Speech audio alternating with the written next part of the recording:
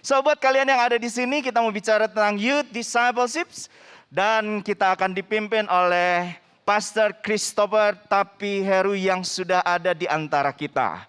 Saya mau mengundang Pastor Christopher Tapi Heru untuk bisa naik di atas dan moderator kita Bapak Pendeta Wilfried. Boleh kita berikan tepuk tangan buat Pastor Christopher Tapi Heru.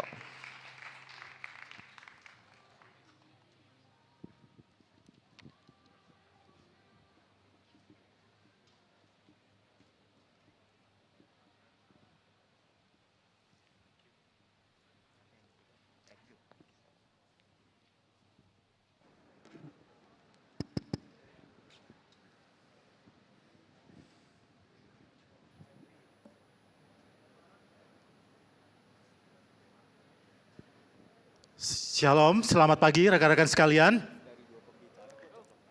Oke. Mohon dipastikan bahwa Anda sedang mengikuti Kapita Selecta Youth Discipleship, pemuritan bagi kaum muda. Ya, salam hangat dari saya belum pendeta Bapak Ibu ya. Saya penginjil Wilfried Johansen dari Gereja Kristen Kalam Kudus Bandung, unit Taman Kopo Indah. Nah, it's an honor for me. Suatu kehormatan buat saya untuk memperkenalkan narasumber kita di Kapita Selecta pagi ini, ya, Bapak Christopher Tapi Heru. Beliau adalah desainer grafis, lulus dari jurusan Desain Komunikasi Visual UPH, Universitas Pelita Harapan, di mana beliau lebih menuruti panggilan Tuhan untuk menjadi penginjil sepenuh waktu sambil melayani sebagai teaching pastor, begitu ya, di GBI New Wine International Church Jakarta di bawah pengembalaan Pastor Robert dan Lea Sutanto. Bapak Christopher Tapi Heru dikenal dengan komunikasinya yang menarik rekan-rekan sekalian, dan beliau terkenal sebagai salah satu sosial media influencer dengan ciri khas beliau. Beliau sudah berkeluarga, menikah dengan Lovelia Chandra Dinata sejak tahun 2010 dan telah dikaruniai 2 orang anak laki-laki, Dustin dan Dafar. Ya. Nah, rekan-rekan sekalian, kita punya waktu 1 jam untuk Kapita Selecta ini, sudah termasuk Q&A, tanya jawab. Oke, saya tidak akan berlama-lama, berikan warm welcome untuk Pastor Christopher. God bless. Silakan Pastor.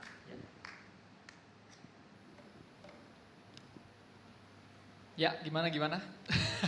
Thank you banget, sebuah kehormatan bisa ada di sini dan ambil bagian. Dan aku mau bagiin sebenarnya pemuritan basically buat youth atau buat apa, juga buat siapa juga sebenarnya sama. Ya, kita akan mulai dari apa yang Tuhan Yesus perintahkan, yaitu amanat agung kita. Gitu ya, kita ke Matius 28, 19 dan 20. Ini ayat-ayat yang familiar, tapi sekali lagi kemungkinan besar di dalam kekristenan bagian yang paling sering di neglect atau diabaikan adalah bagian ini. Ya, entah gimana, pergi jadikan semua bangsa muridku, penginjilan itu juga satu yang masih terus somehow masih banyak yang mempertimbangkan ulang, perlu gak sih saya melakukan hal ini gitu. Padahal ini yang Yesus minta sebelum dia naik ke sorga. Kalau bisa dibilang kayak kalau ada, ya almarhum ayah saya 2 tahun lalu meninggal, dan sebelum meninggal biasanya orang memberikan wasiat gitu ya, permintaan terakhir. Ini bisa jadi wasiatnya Yesus, tapi kenapa ini justru yang paling jarang dilakukan? Beberapa orang masih berpikir penginjilan itu satu semacam karunia, panggilan beberapa orang doang dan bukan panggilan semua kita. Padahal Yesus yang minta sebelum dia naik ke surga untuk kita lanjutkan apa yang dia lakukan. Ya. Matius 28 ayat 19, kita ke situ dulu. Karena itu pergilah, jadikanlah semua bangsa muridku. Panggilan untuk discipleship jelas. Dan baptislah mereka dalam nama Bapa dan Anak dan Roh Kudus. Dan ini dia mesti digarisin, ajarlah mereka melakukan segala sesuatu yang telah kuperintahkan kepadamu. Ajar untuk melakukan, bukan ajar untuk tahu. Kalau ada yang suka nyatet, poin pertama bicara tentang youth discipleship adalah teladan. Ajar untuk melakukan kan bicara begitu, bukan ajar untuk tahu. Kalau ajar untuk tahu, kita bisa kirimin materinya dalam bentuk PDF, bisa di forward, kan gitu. Nah, tapi ajar untuk melakukan artinya harus dicontohin, harus dikasih lihat. Ya. Dan saya percaya semua orang bisa menjadikan semua bangsa murid. Yang ini perintah Yesus. Dan kalau bicara ada syaratnya sebenarnya sederhana. Ya selama kita mengikut Yesus kita bisa menuntun orang untuk mengikut Dia. Ya, if you won't follow, you can never lead. If you won't follow Christ, you can never lead others to Him. Ya sederhananya itu, dan gak pernah ada orang yang udah lulus jadi murid. Gak ada kata-kata kayak, oh saya pernah jadi murid Yesus. Bukan pernah, kita masih jadi murid Yesus. Semua kita, makanya tadi Pastor Jason bilang bagus banget, fellow. Traveler kita semua sesama.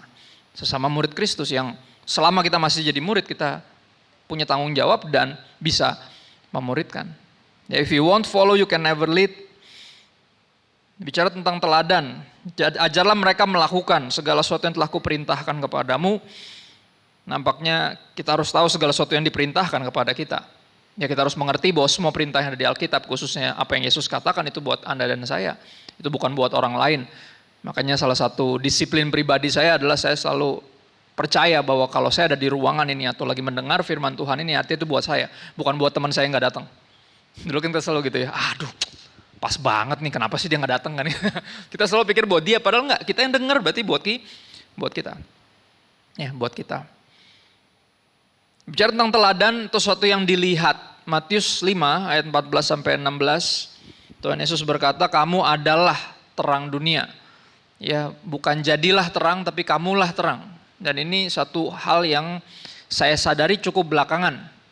Karena hampir setiap khotbah, apalagi kalau di masih zaman youth dulu ya, semuanya gitu perintahnya untuk jadi terang kan gitu. Jadi terang, tapi ternyata kamulah terang. Jadi ketika kita berinteraksi, ketika aku berinteraksi langsung dengan Yesus melalui firman Tuhan, aku kaget. Ternyata nggak ada perintah untuk jadi terang.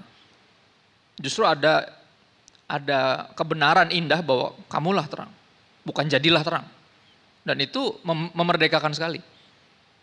Ya, dimulai dari siapa kita. Makanya tadi Pastor Jason juga bagus ngingetin. Ya, kitanya yang lebih berharga daripada oilnya kan gitu. Ya, jangan sampai kita berpikir sebaliknya secara legalistik atau religius agamawi, berpikir ya panggilan kita lebih berharga dari kitanya, misalnya contoh. Ya, kamu adalah terang dunia, kota yang terletak di atas gunung gak mungkin tersembunyi. Lagi pula orang gak menyalakan pelita lalu meletakkannya di bawah gantang, melainkan di atas kaki dian sehingga menerangi semua orang di dalam rumah itu.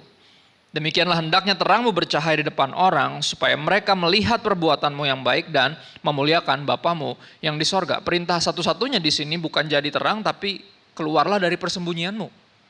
Itu perintahnya. Ya, dan gak berlebihan di era sekarang gini, sebelum pandemi masih perdebatan. Penting gak sosial media?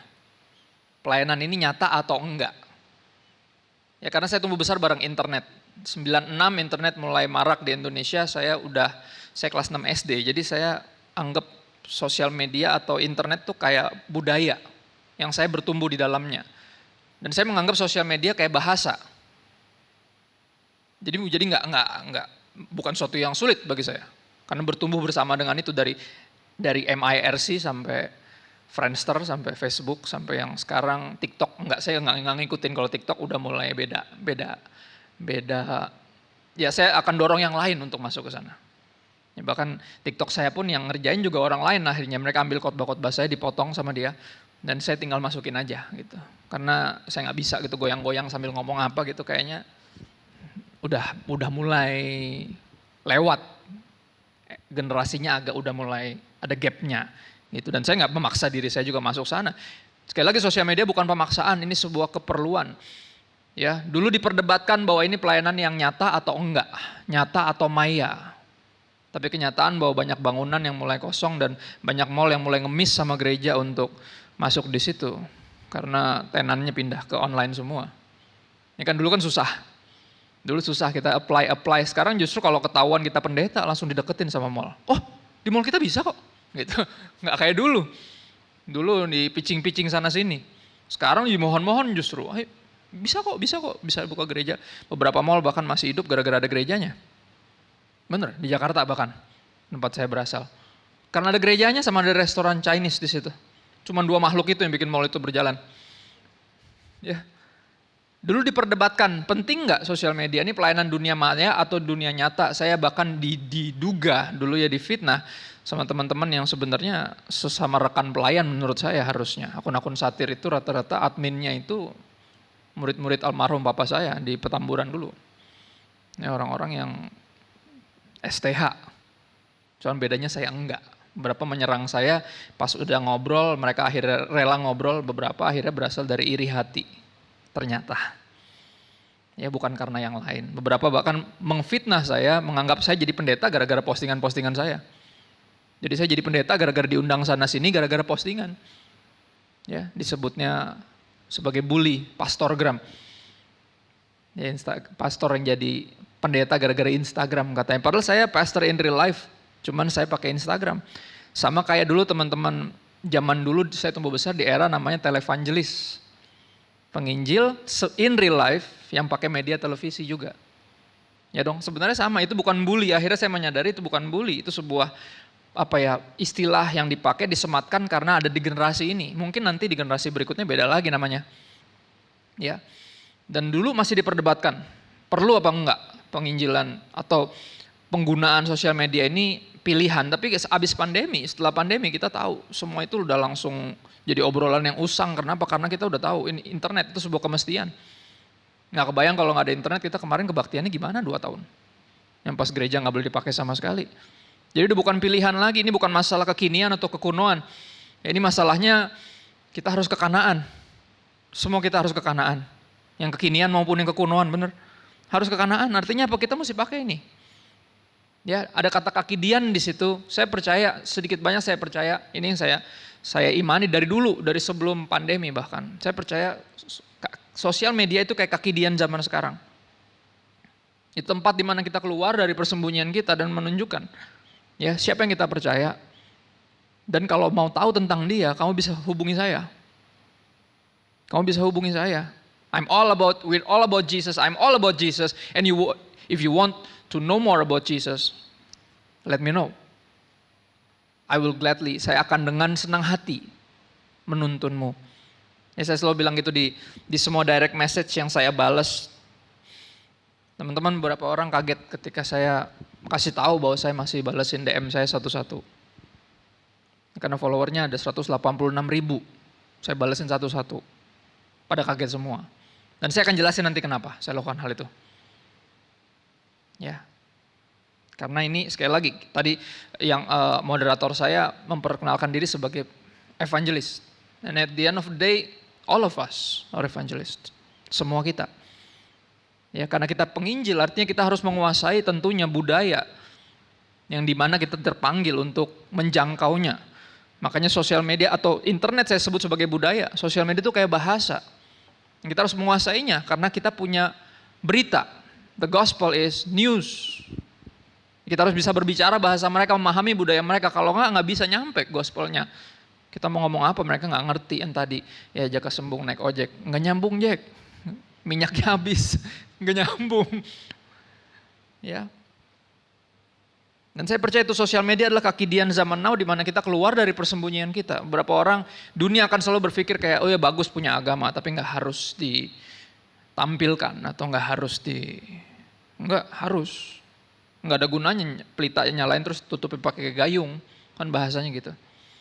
Ya justru harus dibawa ke sana dan please jangan jadikan itu sebuah pencitraan. Kalau dunia melakukan postingan atau posting sebagai pencitraan, kita nggak melakukan itu. Kita melakukannya untuk apa? Supaya orang melihat perbuatan kita yang baik dan memuliakan siapa? Bapak kita yang di sorga, karena generasi berikutnya perlu teladan di atas dari semuanya. Ya telinga mereka tuli terhadap nasihat tapi matanya nggak pernah ngedip ngeliatin gerak-gerik kita. Ya anak sering gagal taat tapi jarang gagal niru. Dan itu yang saya pelajari ketika membesarkan 2 anak laki-laki. Ya, yang lagi badung-badungnya sekarang udah satu kelas 6, satu kelas 4, lagi badung-badungnya kayak bapaknya, nggak mungkin kayak mamanya kan. Banyak hal yang saya kaget mereka lebih meniru apa yang saya lakukan daripada dengerin yang saya bilang. Ya, dan generasi sekarang perlu itu. Mungkin Anda bukan model, tapi kita nggak bisa dipungkiri, kita harus terima kita role model. Ada yang ngeliatin kita, ada yang mencontoh gerak-gerik kita, cara kita balas komen. Cara kita mereaksi terhadap nyinyiran-nyinyiran netizen gitu ya. Itu diikutin semua. Ya diikutin semua. Apa yang kita posting. Diikutin semua, gaya-gayanya, semuanya persis diikutin semua. Ya, saya sampai harus berulang kali bilang, please jangan ikutin ya saya, ikutin Yesus. Christians means follower of Christ, bukan follower of Kristo. Ya, jadi kalau di ruangannya ada yang belum follow Instagram saya, nggak apa-apa, nggak terlalu penting. Yang penting follow Yesus. Dan saya selalu bilang berusaha mengingatkan mereka follow saya selama saya masih ikut Yesus. Seperti Rasul Paulus bilang, follow me as I follow Christ. Kalau saya bilangnya, follow me as long as I follow Christ. Kalau saya udah nggak follow Christ, jangan ikutin saya, ikutin Yesus tetap. Ya, saya akan struggle sendiri dengan komunitas saya, dengan support system saya yang saya percaya akan memulihkan saya. Ya, tapi please jangan ikutin semua gerak-gerik saya, termasuk jatuhnya, termasuk begonya, termasuk ininya, jangan. Tetap fokus sama Yesus. Ya, tetap fokus sama Yesus. 1 Timotius 4 ayat 12, aku pakai bahasa Indonesia masa kini, bicara tentang teladan. Dikatakan demikian, janganlah membiarkan seorang pun menganggap engkau rendah karena engkau masih muda. Gimana caranya nggak direndahin walaupun masih muda? Karena yang muda yang nggak dipercaya itu udah sebuah nilai yang umum, ya, sebuah stigma yang biasa. Yang udah pasti lebih muda kayak tahu apa sih? Udah pasti kayak gitu. Tapi gimana caranya nggak direndahin? Padahal kita masih muda. Ya, Timotius harus melanjutkan semua pengembalaan yang Rasul Paulus rintis. Bayangin di usia yang muda. Dan nasihat Paulus cuma satu, sederhana, kalau nggak mau direndahin, kalau lu walaupun masih muda, hendaklah engkau jadi teladan bagi orang-orang percaya. That's it. Sulit merendahkan orang yang jadi teladan, sulit. Mau nggak mau akan bertumbuh namanya apa? Respect. Respect sesuatu yang nggak bisa diakalin, nggak bisa karena ada orang di atas kita jadi respect sama dia, yang belum tentu. Respect itu sesuatu yang natural. Sesuatu yang grow in us selagi kita melihat orang ini, wow, gila ya, mungkin dia masih muda tapi banyak hal yang saya mesti belajar sama dia. Ya gimana bukan dengan cara membuktikan diri dalam artian yang kayak gimana, justru ketika kita berupaya membuktikan bahwa kita lebih tahu, lebih pinter, lebih facts savvy, lebih kekinian, malah kelihatan norak jadinya. Ya kan ketika kita berusaha membuktikan diri, tuh norak kan, jadi gitu. Akhirnya ternyata Rasul Paulus kasih tahu, kalau nggak mau direndahin sederhana, jadi teladan sesederhana apa? Menghidupi apa yang kita omongin. Ya. Walk the talk kalau bahasanya orang tuh. Apa yang kita ajarkan itu yang kita hidupi. Jadi teladan. Dalam percakapanmu dan kelakuanmu, dalam cara engkau mengasihi sesama dan percaya kepada Yesus Kristus. Dan dengan hidupmu yang murni. Ya nggak ada agendanya di belakangnya. Orangnya sama aja gitu. Ya saya hidup di era di mana pendeta banyak kan ngebentak-bentak. Ya kan? Dan mereka berpikir dengan ngebentak kita bisa bertobat kan gitu. Setannya keluar katanya, saudara, setannya udah keluar duluan, kaget soalnya. Tapi jujur, saya akan ngomong jujur, selama saya ikut Tuhan saya nggak pernah dibentak. Bapak nggak pernah.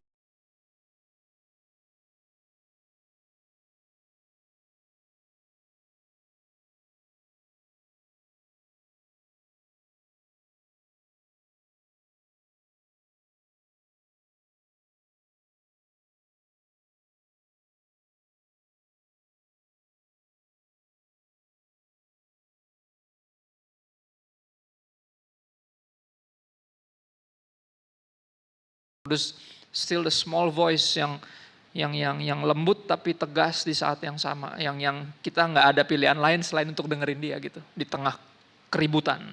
Dan dia nggak pernah berteriak. Yang paling saya problematik adalah kalau dengar pendeta yang khotbahnya berteriak-teriak adalah bentak-bentak atau terlalu gayanya berbeda banget gitu, ada beda gaya khotbahnya sama dia. Adalah apa? Ketika dia makan bakmi sama saya, dia orang yang sangat berbeda.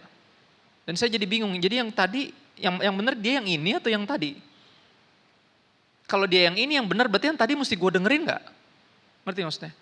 Saudara kan gitu, nggak ada yang beli mie gitu kan, Mas gitu nggak ada kan? Mesen mie biasa aja gitu, nggak ada yang kayak karismatik gimana gitu, nggak ada. Tapi pas dia di mimbar kayak jadi makhluk yang lain gitu, dan itu jadi problem sebenarnya. Nggak tahu kenapa, tapi itu gaya itu terus ditiru.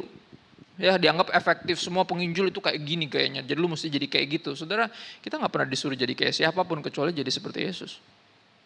Nggak ada perintah untuk jadi seperti siapapun kecuali seperti Yesus. Yang dimana kalau kita lihat Yesus, kita lihat Bapa. Hendaklah kamu murah hati seperti Bapamu. Satu-satunya yang mesti kita ikutin yaitu. Ya. Dibicara tentang hidup yang murni, kenapa? Karena sekali lagi ketika kita bangun satu persona tertentu, orang jadi agak sulit percaya, apalagi generasi ya.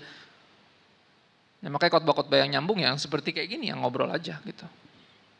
Lebih bisa dipercaya orangnya yang di mimbar sama yang di bawah sama. Karena yang mereka cari teladan. Mereka nggak nyari yang sempurna, mereka nyari yang real. Real artinya apa adanya. Dengan tadi ya, dengan semua kelebihan dan kekurangannya. Ya kalau orangnya galak ya galak aja gitu, nggak usah pura-pura so imut. Nanti tiba-tiba ada yang, ketika ada yang chaos terjadi galaknya keluar kan gitu. Sebenarnya gue adalah kan gitu. Enggak ya, maksudnya kalau mereka nggak pernah lihat galaknya kita, pas kita akhirnya jadi galak gara-gara tertekan, mereka kaget. Kepahitan malah. Tapi kalau kita udah kasih tahu emang gue gini, maksudnya kalau ada yang gue nggak suka, gue kasih tahu gue nggak suka. Ya, Yesus juga ada momen dimana dia ngamuk kok. Ya, jangan sedih, mungkin di sekolah minggu nggak pernah diceritain dia ngacak-ngacak gereja 2 kali. Ya kan, berantakin tukang jualan DVD bajakan sama tukang somai, diberantakin semua sama dia. Nggak pernah diceritain di sekolah minggu kan gitu. Banyak yang nggak pernah diceritain di sekolah minggu. Padahal kalau diceritain sebenarnya powerful buat kita jadi oh ya. Buat kita belajar untuk jadi diri kita sendiri, semua kita unik. Ya, semua kita unik. Kita masuk ke bagian kedua, Matius 28 ayat 20, kita lanjutin. Bicara yang tadi pertama bicara tentang jadi teladan. Pada akhirnya youth discipleship nyari itu, mereka somehow haus akan role model, makanya ada istilah idola. Ya, nyari itu, nyari role model, pengen tahu kalau Yesus hidup di dunia tuh kayak apa sih. Ya saya pasang jenggot bukan biar mirip Yesus. Kalau ini emang bawaan lahir. Ya, dicukur pagi, sorenya udah mulai keluar dikit-dikit gitu. Emang begitu. Ya ini bukan tentang tampilan pada akhirnya, tapi tadi keberadaan kita mewakili enggak? Ya mewakili Yesus atau enggak? Teladan bicara sesuatu yang dilihat kayak terang yang enggak boleh disembunyikan. Ya, dan berikutnya. Dan ketahuilah aku menyertai kamu senantiasa sampai kepada akhir zaman.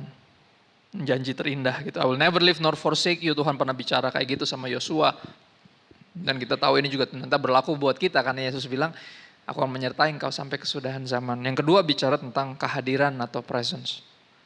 Ya teladan bicara sesuatu yang dilihat, kehadiran bicara sesuatu yang bisa dirasakan. Penyertaan bahasa kerennya. Matius 5 ayat 13, kita mundur sedikit dari yang tadi kita udah baca. Kamu adalah apa? Terang dunia. Ya, kamulah terang, bukan jadilah terang. Ya, kamulah garam dunia.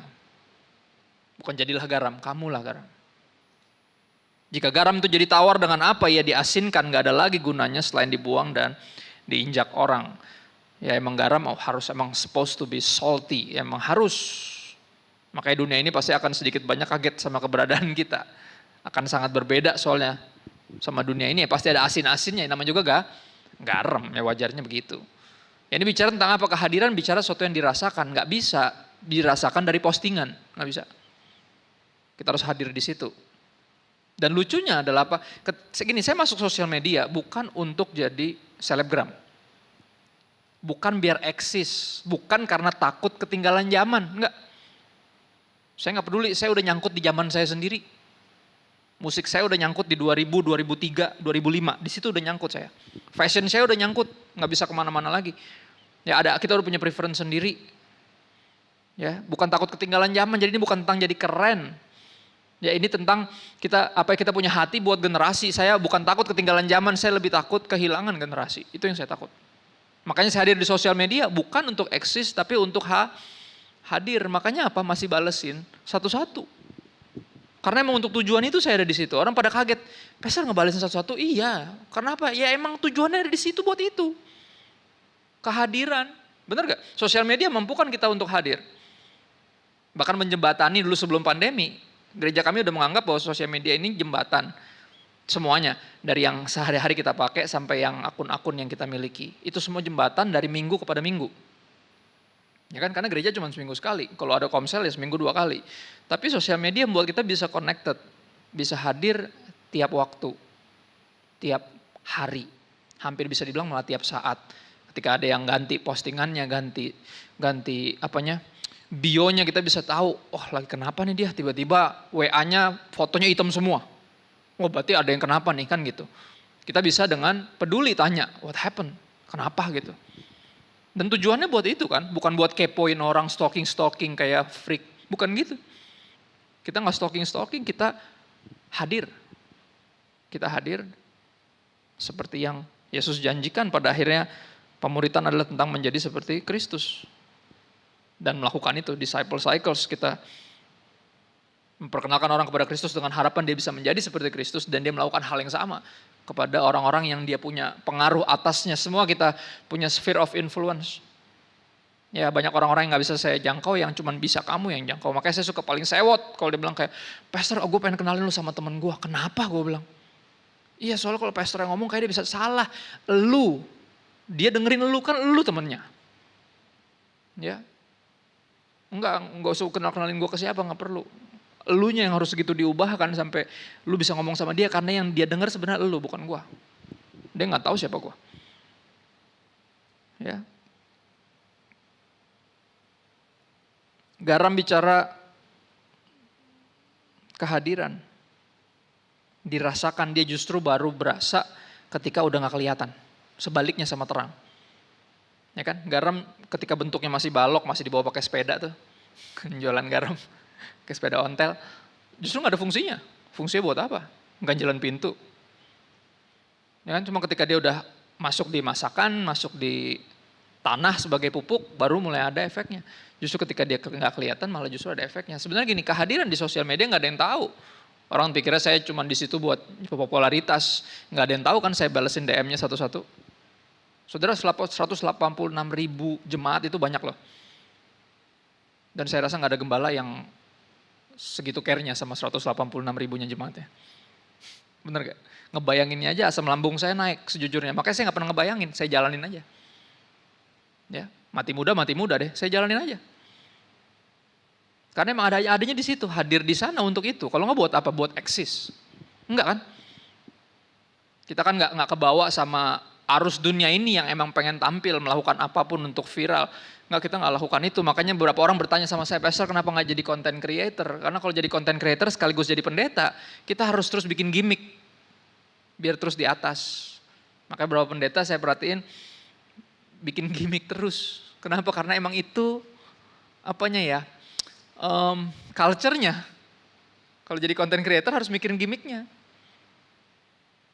Ya, dan saya pada akhirnya, orang bilang saya content creator atau apa enggak, pada akhirnya saya cuma membagikan apa yang memberkati saya. Semua yang saya posting tiap hari itu perenungan personal. Saya terberkati, makanya saya rindu siapapun yang follow saya harus diberkati juga. Buat apa mereka follow saya? Kalau enggak, ya kan?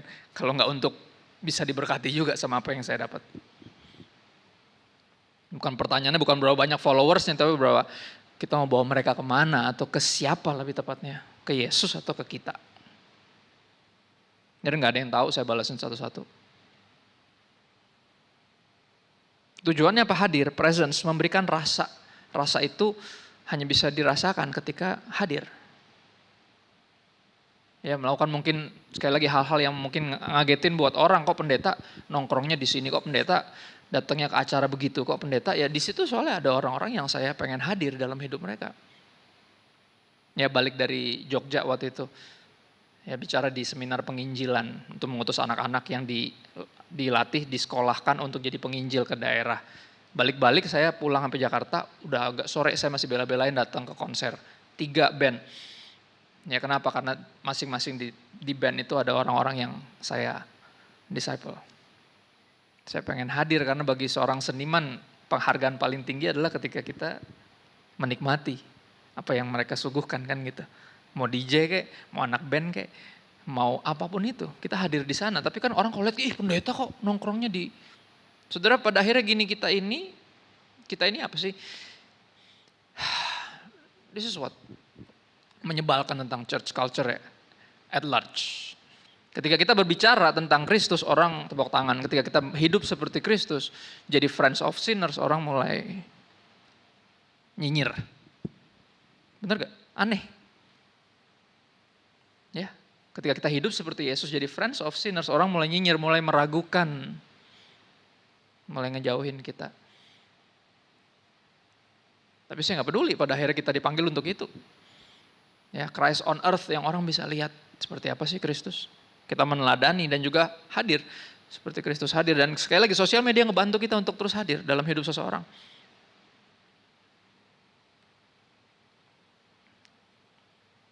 Yohanes 12 ayat 26 ada satu ayat yang sangat indah, saya suka banget ayat ini.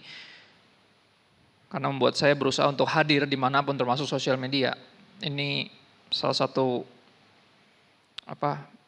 motivasinya, encouragement-nya. Yohanes 12 ayat 26, barang siapa melayani aku, ia harus mengikut aku. Dan di mana aku berada, di situ pun pelayanku akan berada. Saya percaya kalau Yesus masih hidup sekarang pasti ada IG-nya, pasti ada. Pasti ada YouTube channelnya, saya percaya itu. Ya, what will Jesus do? Satu gelang yang ngetrend di tahun 80-an sampai sekian. Apa yang akan Yesus lakukan dengan sosial media? I believe he will use it if he lives in this era. Pasti akan dipakai. Pasti. Ya. Di mana aku berada, di situ pun pelayanku berada. Apakah Tuhan ada di sosial media? Apakah Tuhan online? Are Jesus online? I believe so. That's why we're there. Pandemi ini sebagai sebuah bikin kita nggak nyaman untuk kita keluar dari persembunyian kita dan mulai masuk di sana. Saudara, benar gak? Kita kebaktian sekarang di YouTube semua, nggak bisa sembarangan kita ngomong. Dulu dari mimbar bisa ngomongin tentang gereja lain, benar? Bisa gospel, gosip pelayanan. Tapi sekarang mau ngomong kita harus beritakan gospel. Gospel bukan gosip pelayanan dan bukan aliran musik. Gospel itu Injil. Kita harus lebih terbiasa lagi untuk seperti ada di di kalangan orang-orang yang benar-benar pure, nggak tahu siapa itu Yesus, sama sekali sekuler. Ya kan Pastor Jason udah bikin gereja dari 2012. Udah biasa untuk dengan culture itu. Yang benar-benar banyakkan non-church, non-Christians bahkan mungkin. Ya, tapi kita baru terbiasa 2 tahun ini. Untuk khotbah dengan harapan percaya bahwa ini pasti banyak yang bukan Kristen yang dengar saya. Kalau dulu kita-kita aja udah untuk kalangan sendiri. Di bawah gantang. Pandemi ini Tuhan pakai untuk bikin kita keluar dari kenyamanan kita, keluar dari persembunyian kita. Karena nggak ada gunanya. Nggak ada gunanya kita menjaga minyak kita doang. Dan nggak membagikannya kepada yang lain. Nggak ada gunanya. Sosial media memampukan kita hadir dan mendampingi generasi. Jadi hadirlah, jangan hanya sekedar eksis. Eksis bicara tampil, tapi hadirlah. Izinkan mereka merasakan itu. Ya, banyak yang datang direct message terus bilang, sorry ya pastor, saya masih pakai akun palsu. Makanya saya nggak pernah memperlakukan akun-akun bodong sebagai bukan manusia. Karena di baliknya ada admin yang orang beneran. Itu bukan robot. Bener-bener orang. Ya, makanya saya memperlakukan semuanya sama. Ketika diserang akun-akun satir tahun 2019, orang bertanya ngapain sih diladenin. Saya bilang saya ngeladenin mereka karena Yesus juga mati buat mereka. Oh iya. Itu kan akun palsu. Enggak, akunnya palsu tapi adminnya kan orang beneran. Ya, karena banyak yang masuk sama saya jauh sebelum diserang akun satir, banyak yang masuk pakai akun palsu. Hanya untuk ceritain pengalaman yang memalukan, yang dia mungkin gak berani ceritain ke orang lain, tapi pertanyaannya kenapa dia cerita ke saya? Dan ini harusnya jadi sebuah teriakan, kenapa dia gak bisa cerita ke gembalanya? Kenapa dia gak bisa cerita ke kakak mentornya, cerita ke saya, orang asing. Yang mungkin jadi familiar cuman gara-gara setiap hari posting. Muncul di timeline-nya dia, nih si jenggot nih kayak mau dengerin gue deh. Sedih kan, harusnya kan support sistemnya yang pertama dia cerita. Kenapa? What's wrong with us? Apakah tadi kita ceritain, wah apa? Kan gitu. Reaksinya kan suka overreact ketika kita cerita. Kamu terbuka dong, jangan terbuka. Malah jadi itu. Makanya Pastor Yeri pernah ngomong itu keterbukaan awal dari gosip. Awal dari dijauhin kan gitu. Kan enggak dong harusnya. Bener gak? Kita mau bangun orang terbuka, gini terbuka kita lebay. Apa? Kayak gak punya dosa gitu. Kita kan juga berdosa, gak usah kaget sama dosa orang. Ya sama aja sebenarnya. Nah itu reaksinya itu loh yang suka membingungkan. 2 Timotius 2 ayat 22, ini ayat personal buat saya, tapi mengingatkan saya, karena ayat-ayat berikutnya juga mengingatkan saya untuk seorang hamba Tuhan itu harus sabar mengajar, karena menghadapi serangan-serangan netizen itu bikin capek juga. Ya jujur saya lebih nyaman sama teman-teman yang belum orang percaya dibanding sama sesama orang percaya. Yang meragukan, oh ini konteksnya bukan gini. Gitu. Ini secara eksegesis, lah. Yang gitu-gitu yang lebih saya kaget itu. Serangannya selalu datang dari sana. Saya udah siap dengan, yang agnostik, saya udah siap yang ateis, saya udah siap, udah belajar Islamologi, saya udah siap serangan dari luar. Yang nusuk dari belakang. Capek deh. Ya kan itu yang saya kaget. Tapi di 2 Timotius 2:22 nih bagus banget. Sebab itu jauhilah nafsu orang muda dan kejarlah keadilan. Jadi cara menjauhi yang sesuatu adalah dengan mengejar yang lain. Itu caranya. Ya, nafsu orang muda tuh apa sih? Ya kita berusaha menunjukkan bahwa gue paling benar. Ya lu salah, ini maksud gue. Jadi ketika diserang akun satir, dulu saya banyak bikin postingan untuk meluruskan. Maksud saya tuh ini, maksud saya tuh itu. Akhirnya saya capek sendiri, kena mental, saya protes sama Tuhan. Tuhan kok gini amat ya jadi hamba Tuhan. Ya gini amat ya. Terus Tuhan jawabnya apa? Bukan dihibur, jawabannya selalu out of the box. Dia bilang apa? Oh, jadi sekarang semua ini jadi tentang kamu toh. Lah, digituin. Terpukul. Tapi itu kata-kata yang sama. Saya dengar Tuhan suara Tuhan audible cuma 2 kali dalam hidup saya. Pertobatan saya. Ya setelah 7 tahun pelayanan, terlahir jadi anak pendeta, Tuhan nanya sama saya, kamu melakukan semua ini buat siapa? Itu yang bikin saya bertobat, dia cuma bertanya 1 kalimat itu doang. Dan 1 kalimat itu muncul lagi 2019, hampir 10 tahun setelah pertobatan saya. Di dalam ministry. Di mana saya lagi diserang dan saya lagi sibuk, berusaha membuktikan saya nggak salah. Lagi sibuk, bukan bergelimang ya, berendam di nafsu orang muda untuk menunjukkan gue lebih tahu, gue lebih benar, gue lebih ngerti, gue lebih rohani. Gue lebih tulus, gue lebih rendah hati, lebih sabar. Oh jadi semua ini sekarang tentang kamu toh. Tuhan ngomong gitu dong. Saya terpukul tapi terus diingatkan. Ya. Bilang gini, sebab itu jauhilah nafsu orang muda, kejarlah keadilan, kesetiaan, kasih dan damai. Kata-kata ini saya suka. Bersama-sama dengan mereka yang berseru kepada Tuhan dengan hati yang murni.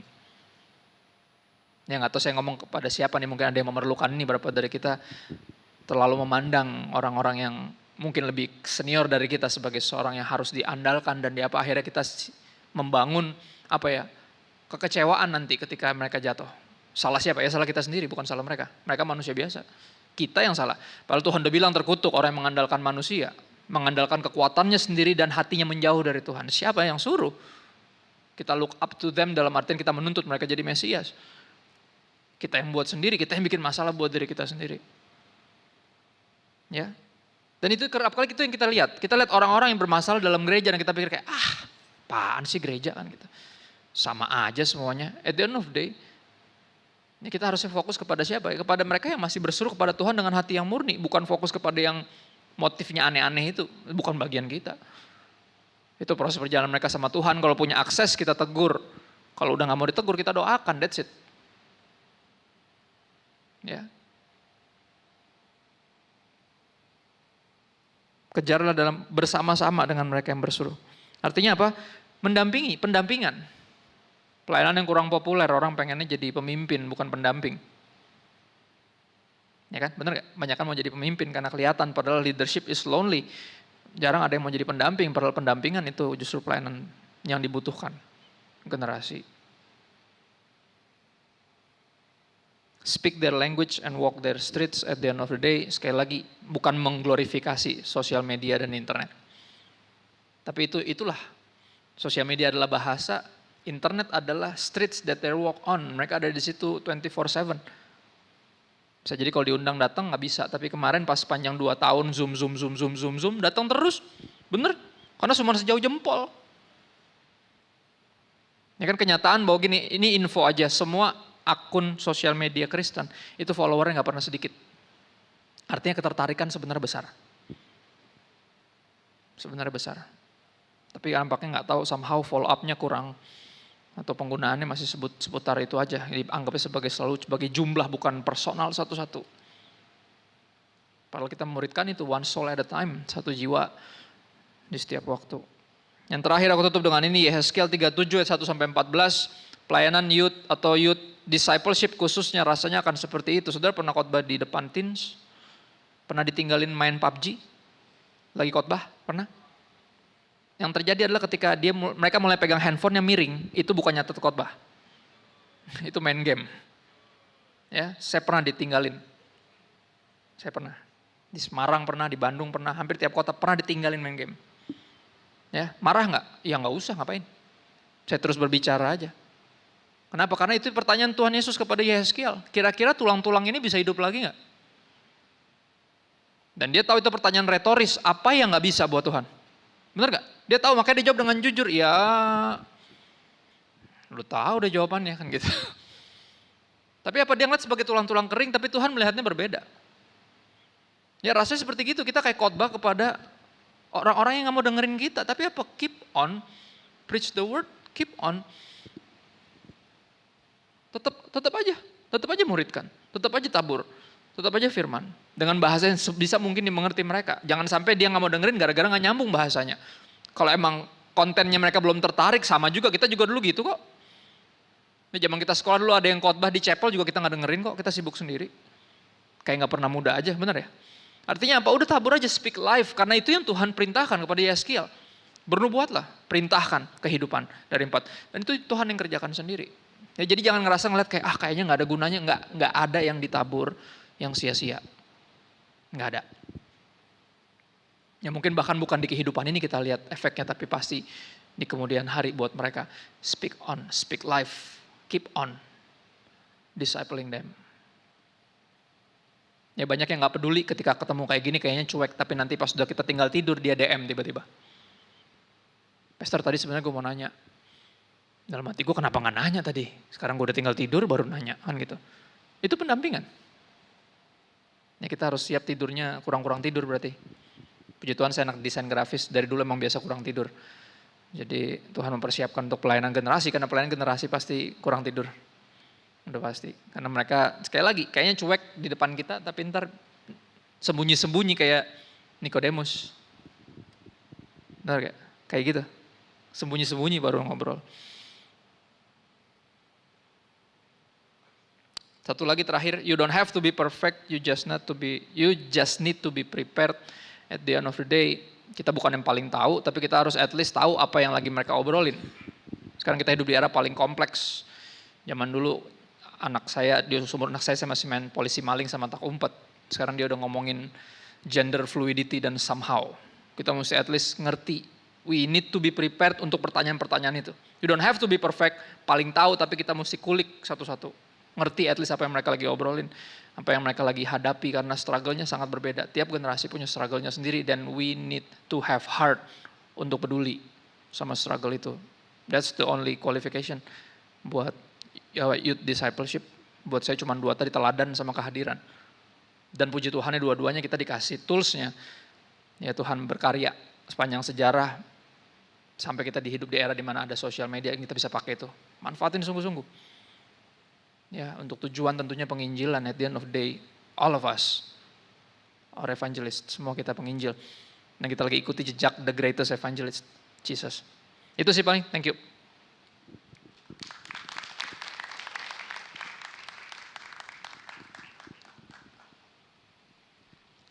Wah, mantap ya, rekan-rekan sekalian. Berikan tepuk tangan lagi buat Pastor Christopher. Sekarang kita tiba di acara Q&A, jadi nanti aturan mainnya silakan sebutkan nama, begitu ya, dan dari gereja mana atau organisasi apa, langsung tanya sama pastor jawab, begitu ya. Siap. Kita punya waktu sekitar 5 menit. Boleh. Sisanya bisa DM aja ya. Oke, aman? Pasti dibalas, tenang aja. Kalau beruntung dapat nomor WA. Kalau Nanti udah dekat dapat nomor rekening. Atau nanti yang nggak dapat kesempatan Q&A langsung ke Instagram, aja, ya, betul. gitu kan? Pasti dibalas kok. Beliau Tenang udah aja. terkenal, pasti dijawab. Orang 186.000 aja dijawab ya, apalagi cuman berapa di sini. Oke, siapa yang mau nanya langsung angkat tangan berdiri. Panitia bisa kasih ini ya, mic ya? Oh oke, oh iya siap. Ada tuh, Terima mic-nya, kasih. oke. Iya, langsung, tolong teman-teman, waktunya terbatas. Atau saya mulai dulu? Oh iya langsung. Ada langsung. Silakan. Terima kasih ya. Sini. Ini. Silakan. Nama, dari mana, langsung. Perkenalkan, Pastor, saya Felix.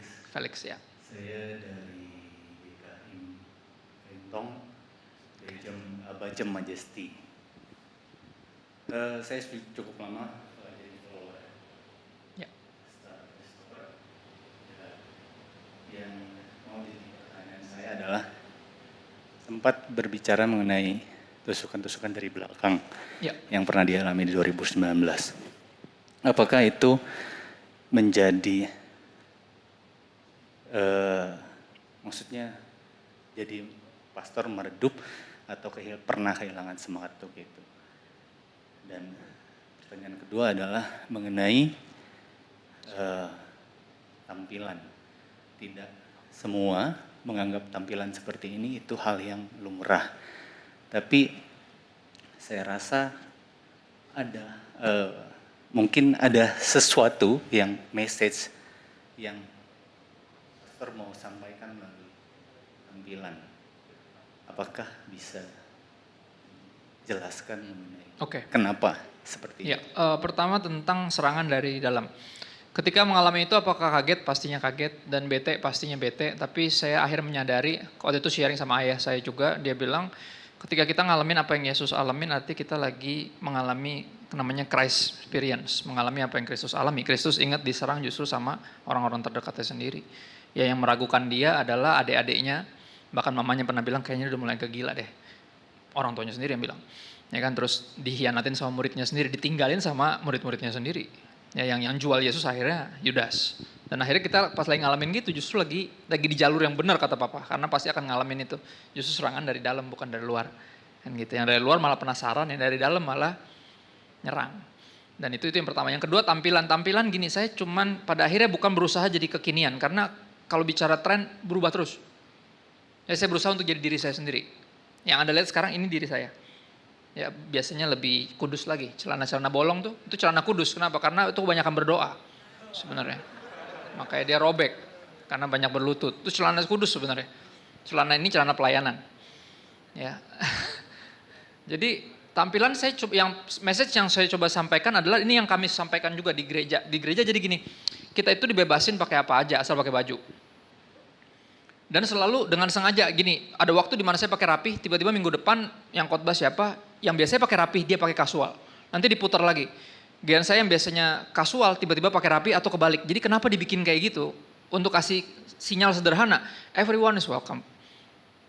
Ya, ini masalah kenyamanan, lu mau jadi diri lu sendiri, lu harus jadi diri lu sendiri justru, lu gak harus jadi orang lain. Lu gak harus jadi kayak gua, harus jadi kayak orang lain, gak ada namanya church clothes. There's no such thing as church clothes. Gak ada tuh baju gereja. Ya, dan saya pakai apa yang nyaman buat saya. This is who I am. Yang Anda lihat sekarang ya ini, ya senyamannya ini, bukan tentang pengen jadi keren, robek-robek kali ya biar keren. Orang kalau nggak nyaman, kalau masuk angin gimana? Ya kan, pada akhirnya function before fashion. Functionnya adalah apa? Jadi diri sendiri, dan itu message yang saya mau nyampein. Ya ternyata kita ini emang diciptakan berbeda-beda untuk jadi diri kita sendiri di dalam Tuhan. Ya, be yourself in Him, itu message yang saya coba kirim sih sebenarnya. Jadi nggak ngikutin tren juga, karena tren kan terus berubah. Apa yang saya pakai sekarang udah nggak ngetren lagi, sekarang ngetrennya udah yang celana yang gede-gede lagi kayak zaman tahun 2000 tuh. Bolak-balik aja terus, ya habis duitnya dong, beli celana gede, ntar ke tukang jahit dikecilin lagi, gedein, kecilin lagi. Ini bukan tentang jadi kekinian, pada akhirnya bukan tentang jadi keren, tapi tentang jadi jelas. Karena gini, orang paling ngedengerin orang yang mereka anggap jelas. Jelas itu artinya apa? Dia jadi dirinya sendiri. Orang-orang yang jadi dirinya sendiri itu orang-orang yang paling bisa dipercaya. Ya, it's not about being cool, but being clear. John MacArthur pernah bilang kayak gitu. Ini bukan tentang jadi keren, tapi jelas. Buat apa keren kalau nggak jelas? Ya, buat apa keren kalau nggak jelas? Dan sekali lagi saya mau kirim sinyal itu. This is who I am. Ini saya, dan kalau saya lagi ngomong sesuatu, ini hal yang saya juga percaya. This is the truth. I'm telling you the truth. Kata-kata Tuhan Yesus sering banget Tuhan Yesus ngomong gitu. I'm telling you the truth, dan saya lagi bangun itu. Bangun jadi apa adanya, nyamannya buat saya. Dan saya pengen semua orang juga nyaman dengan apa yang mereka pakai sendiri. Nggak ada penghakiman sama sekali. This is just, saya nyamannya begini, kamu nyamannya kayak gimana? Feel free. Itu sih paling.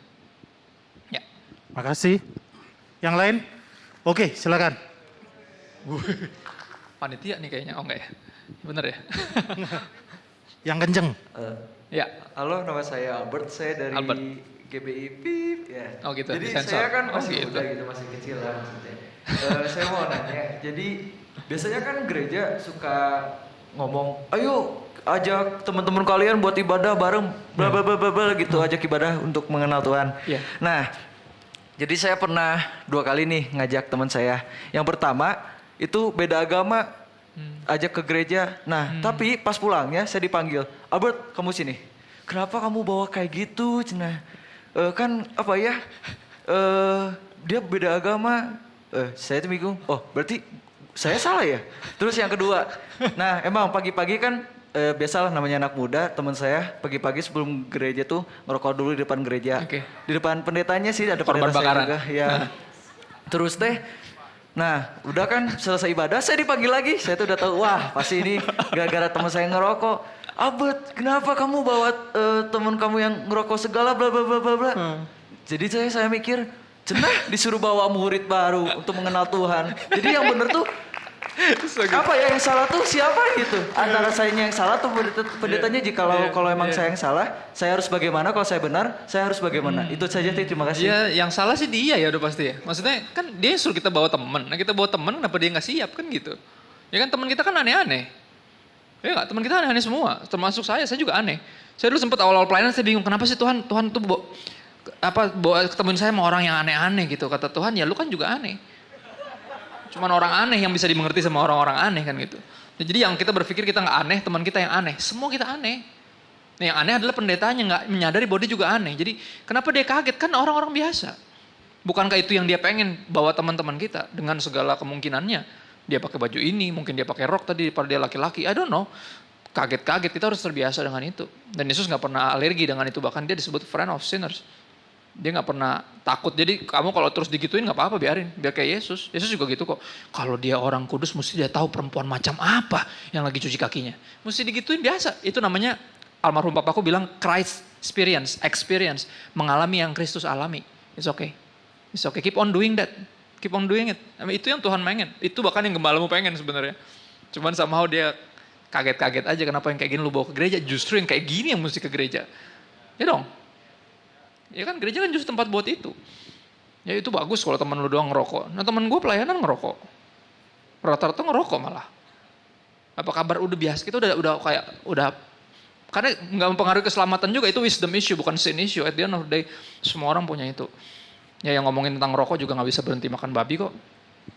Tiap hari makan babi sekali-kali oke lah. Kok tiap hari yang bener aja, ya kan? Dia juga kecanduan kopi. At the end of the day, udahlah. Ya yang gitu-gitu. Tapi gini, kita doakan gembala, dengan gembalamu gitu ya. Kita doakan dan kita jadi representatif yang baik aja dari gereja itu bahwa itu church for all people at the end of the day. Ya, dan kita terus tarik karena itu yang diperintahkan dan yang kita tahu itu yang Tuhan mau. Itu sih paling. Sabar-sabar ya bro. Sekali lagi yang terakhir ya, sebelum saya serahkan, mari yang di belakang, sebelum saya serahkan ke pendeta Hendrikus. Terima kasih. Ya, perkenalkan nama saya Erza. Herza. Ya, dari gereja GKIM KM Tong Baja Majesti juga. Sama kayak tadi. Bareng. Ya, siap. Bicara tadi sih, ya, BTW thank you buat sharingnya yang simple tapi juga insightful. Mau nanya tentang, tadi kan ada kurang lebih 2 poin ya, tentang teladan dan juga jadi kehadiran. Betul. Ya. Ya mungkin 2 hal ini ketika jadikan poin 1 dan 2, kelihatannya tadi juga sangat enjoy gitu untuk dilihat satu-satu. Tapi tadi somehow pas ngikutin masih ngelihat satu dilema. Ketika 2 hal ini jadi pribadi dalam satu orang gitu. Maksudnya oke lah jadi teladan. Jadi teladan kan meaningnya kita punya satu pembedaan sendiri dengan orang lain gitu. Maksudnya kita jadi teladan lah intinya itu. Itu maksudnya sampai situ oke. Cuman ketika hadir, sometimes juga kita mikir juga kita sebagai teladan bisa selalu hadir nggak ya gitu. Misalkan tadi yang contoh tadi tentang mungkin tadi datang ke konser gitu ya. Ya. Atau mungkin datang ke, ya mungkin anggaplah DJ. Nah itu kan gak semua orang juga bisa melihat itu sebagai satu hal yang baik. Baik. Jadi bicara soal ininya sih, kalau Paulus bilang yang jadi batu sandungan gitu. Nah itu maksudnya gimana menyeimbangkan antara, karena kebanyakan gitu sih, maksudnya ya aku mau hadir gitu, cuman di sisi satu yang lain ada orang yang ngelihat kita jadi teladan, and then mereka bisa jatuh karena ngelihat kita hadir ke yang lain gitu. Iya. Mungkin ngelihat dua hal ini Dilematis ya. Sebenarnya dalam diri Yesus sebenarnya nggak dilematis sih. Pada akhirnya tadi full of grace and truth ya. Itu kata-kata itu. Buat saya itu kan kalau kita cuma full of grace tapi nggak full of truth jadinya kompromi. Full of truth tapi nggak full of grace jadinya penghakiman kan gitu. Makanya mesti dua-duanya. Ya kehadiran sama teladan buat saya ya kita meneladani Yesus. Yesus friend of sinners. Buat saya apapun kata orang saya nggak terlalu peduli. Ya karena tanggung jawab saya sama Tuhan. Ya saya hadir di sana untuk orang yang lagi saya disciple. At the end of the day, beberapa orang bahkan memutuskan untuk berhenti ngerokok atau minum, cuma gara-gara saya hadir di situ. Kaget ya. Jadi dia DJ, dia posting, dia nggak kasih tahu saya. Oke, ini anaknya yang main DJ, anak band juga sama. Jadi saya hadir tiba-tiba kaget dia. Kok ada pastor? Kaget. Taruh minumannya semua diumpet-umpetin nggak jelas. Yang kemana DJ-nya kok hilang? Katanya dia turunin semua tuh. Kan tadi di situ semua taruh, semua diturunin semua. Dia kaget. Terus saya samperin, saya bilang apa, dengan sederhana saya hargain karyanya. Gue bilang keren banget, gila lu, ngapa nggak pernah ngundang gue? Mana mungkin pastor nongkrong di sini lah, enggak lah. Gue bilang, emang kenapa? Gue bilang, ya akhirnya dari sana tuh lucu. Ya dia udah mulai putusin tinggalin minum dan segala macam. Saya nggak ngapa-ngapain. Dan saya ingat apa yang terjadi ketika Yesus makan di rumahnya Sakius. Nggak dikotbahin bahwa mencuri itu dosa atau merampas itu salah atau mengkhianati bangsa itu sebuah pengkhianatan luar biasa. Nggak pernah ada kata-kata itu keluar, tiba-tiba dia berdiri sendiri terus dia bilang semua yang saya pernah tarik saya akan balikin lagi 4 kali lipat, semua yang saya punya saya kasih orang. Dan buat saya kehadiran itu powerful. Harganya memang itu. Harganya adalah stigma miring dari orang yang mestinya memahami kita. Maka saya pernah bikin posting ini ya, ini penutup aja. Ya udah nggak zamannya kita meragukan motivasi orang. Atau menghakimi motivasi orang karena itu bukan bagian kita. Sekarang zamannya kita memotivasi orang dan menjaga motivasi kita sendiri. Memotivasi artinya apa? Apapun pelayanannya, sekontroversial apapun kita encourage dan kita ingetin jangan sampai bablas. Ya, you know what? I'm praying for you. Oke, gue suportif. Gereja lu mungkin anggap lu bablas aneh, tapi gue tahu maksud lo dan gue dukung lo dalam doa. Ya. Udah nggak zamannya meragukan motivasi, zamannya adalah memotivasi, memberikan semangat dan menjaga motivasi sendiri. Itu sih paling kalau dari aku. Aman ya. Wow, Siap. mantap. Berikan tepuk tangan. Terima kasih Pastor ya. Oke, Thank you banget. Terima kasih untuk memberi insight kita pada pagi hari ini. Selanjutnya Pak Hendrikus, silakan. Workshop yang lain Pak.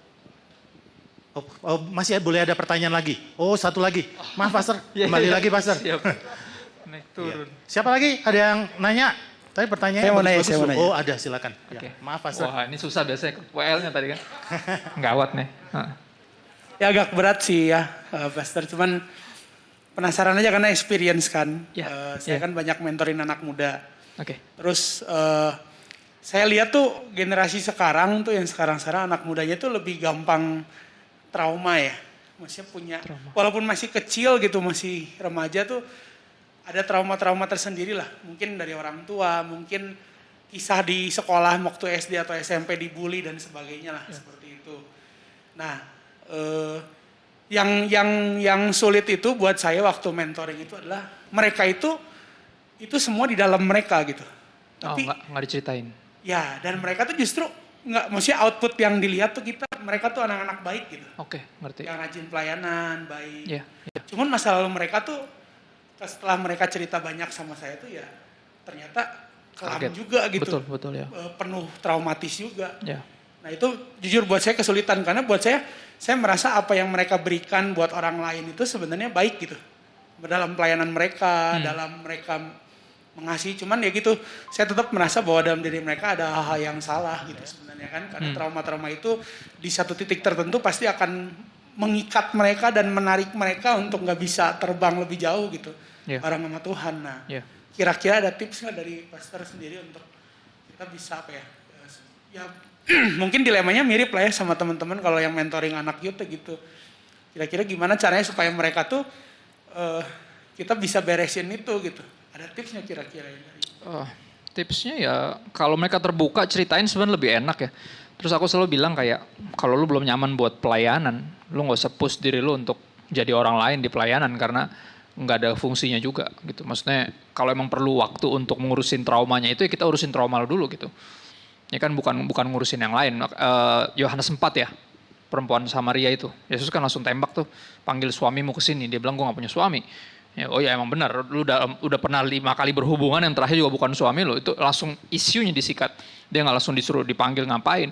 Tapi ketika itunya diingetin bahwa kalau lu minum air ini lu bakal haus lagi. Kalau lu cari pemuasan di hal-hal yang lain, lu akan terus haus lagi. Tapi gue punya air yang kalau lu minum, lu akan dipuaskan dan bahkan lu jadi kayak mata air.